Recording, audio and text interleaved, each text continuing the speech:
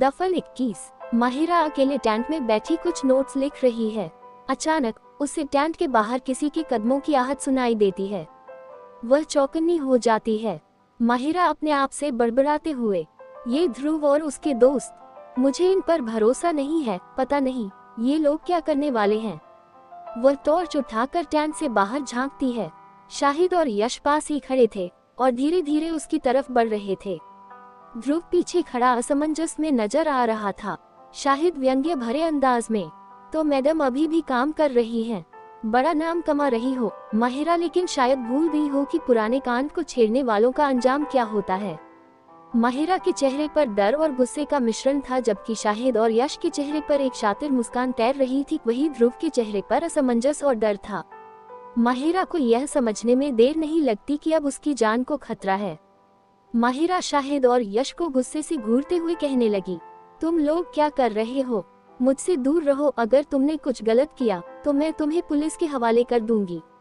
शाहिद व्यंग्य करते हुए, पुलिस? यहाँ कोई नहीं है जो तेरी आवाज सुने, और पुलिस तक तो तेरी आवाज पहुँचने भी नहीं देंगे। तुझे लगता है तूने जो हमारे खिलाफ बोला उसका अंजाम नहीं भुगतेगी? माहिरा पीछे हटने की कोशिश करती है, लेकिन शाहिद और यश उसे घेर लेते हैं। वह चारों ओर भागने का रास्ता तलाशती है, लेकिन अंधेरे और उनके घेरे में वह फंस जाती है। माहिरा ध्रुव को देखते हुए गुस्से से चिल्लाते हुए, ध्रुव तुम खड़े क्यों हो? कुछ बोलते क्यों नहीं? ये सब तुम्हारे दोस्त हैं, इन्हें रोको। लेकिन ध्रुव डर और शर्म से नजरें झुकाए खड़ा रहा।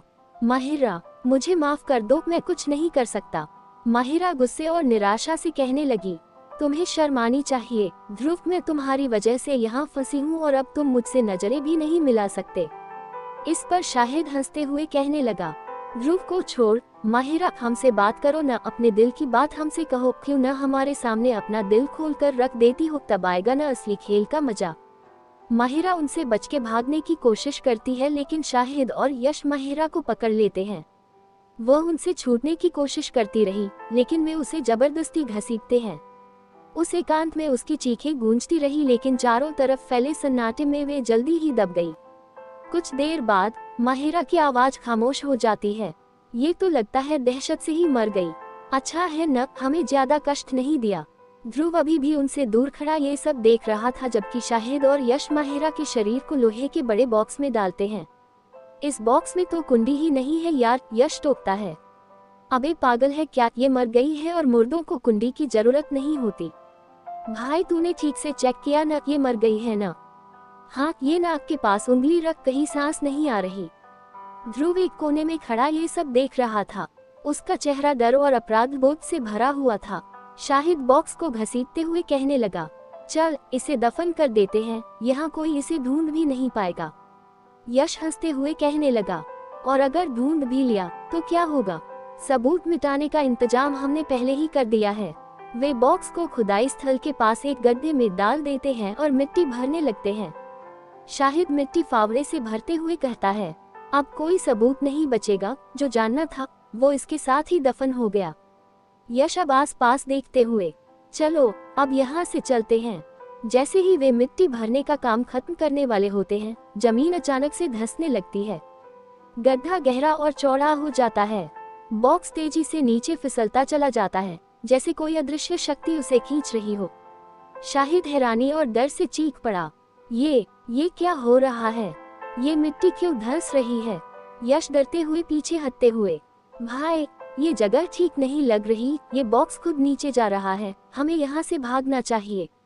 बॉक्स गहराई में समा जाता है। शाहिद और यश फावड़े छोड़कर तुरंत भागने लगते हैं। ध्रुव कुछ देर वहीं खड़ा देखता है, फिर डरकर वह भी उनके पीछे भाग जाता है। तीनों एक सुरक्षित जगह पर जाकर रुकते हैं। शाहिद और यश हौंफते हुए एक दूसरे को देख रहे थे।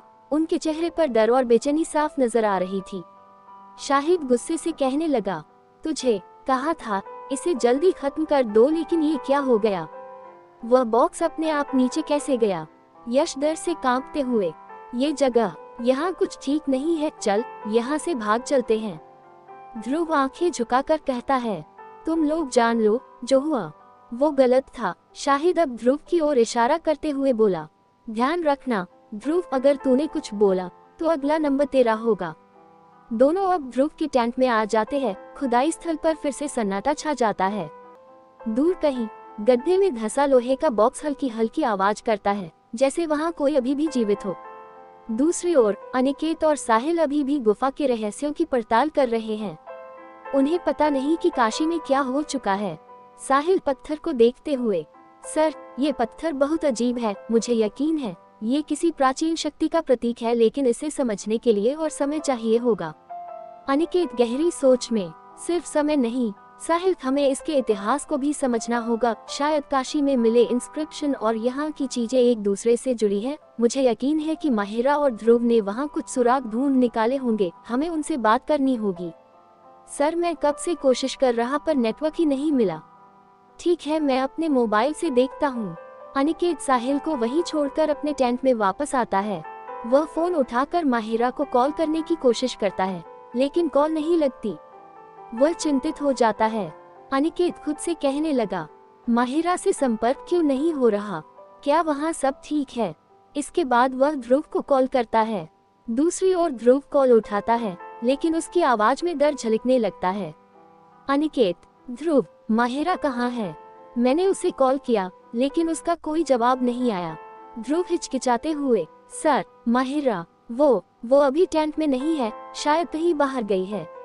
अनिकेत गंभीर स्वर में, क्या इतनी रात में बाहर? तुम लोग ध्यान क्यों नहीं दे रहे हो? मुझे वहाँ से कुछ जरूरी रिपोर्ट चाहिए थी। सुबह तक उससे बात करो और मुझे जानकारी दो। ध्रुव डर से कांपते हुए, जी सर। ध्रुव फोन काट देता है। उसका चेहरा पसीने से तर है। शाहिद और यश पास में खड़े उसकी बात सुन रहे होते हैं। शाहिद सिगरेट जलाते हुए, क्या कहा तेरा प्रोफेसर? कुछ समझा? ध्रुव घबराते हुए, अगर सर को सच पता चल गया तो वो हमें कभी नहीं छोड़ेंगे। यश व्यंग्य भरी हंसी के साथ कहता है, तो मत बता, सब कुछ ऐसे ही दबा रहने दे जैसे माहिरा दबा दी गई। क्या माहिरा की मौत का सच सामने आएगा? लोहे के बॉक्स के नीचे फिसलने का रहस्य क्या है? और यह सब अनिकेत के मिशन को कैसे प्रभावित करेगा? कहानी आगे जारी रहेगी। कहानी पसंद आने पर लाइक करें, सब्सक्राइब करें और मित्रों से साझा करना बिल्कुल न भूलें। धन्यवाद।